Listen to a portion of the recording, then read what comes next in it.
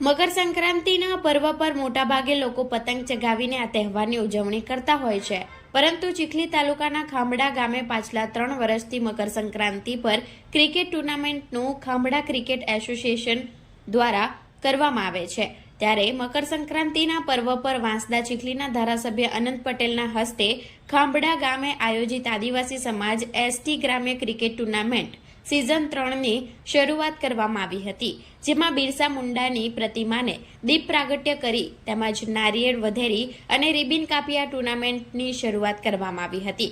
ટુર્નામેન્ટમાં ધારાસભ્ય અનંત પટેલે પણ બેટિંગ કરી હતી।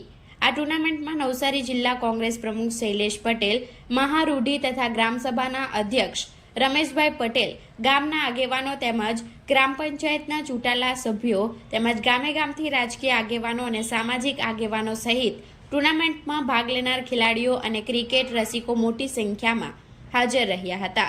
આ ક્રિકેટ ટુર્નામેન્ટ આગામી 4 દિવસ સુધી ચાલનાર છે, જેમાં આદિવાસી વિસ્તારની 100 થી વધુ ટીમો ભાગ લેનાર છે।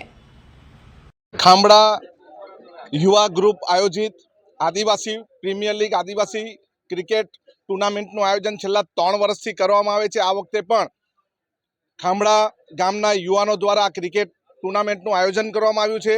ખૂબ મોટી સંખ્યામાં યુવાનો આદિવાસી યુવાનો આવે છે અને રમતનો આનંદ માણે છે।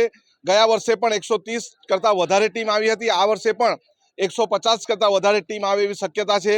અહીંના આયોજકો, અહીંના ડેપ્યુટી સરપંચ યોગેશભાઈ, યુવાન ટીમના સદસ્યશ્રીઓ તેમજ ગ્રામ પંચાયતના તમામ સદસ્યશ્રીઓ અને ખાંભડા રૂઢિપ્રથા ગ્રામસભાના અધ્યક્ષ એવા રમેશભાઈ તેમજ સૌના માર્ગદર્શન હેઠળ મોટું આ ટુર્નામેન્ટ રમાઈ રહ્યું છે।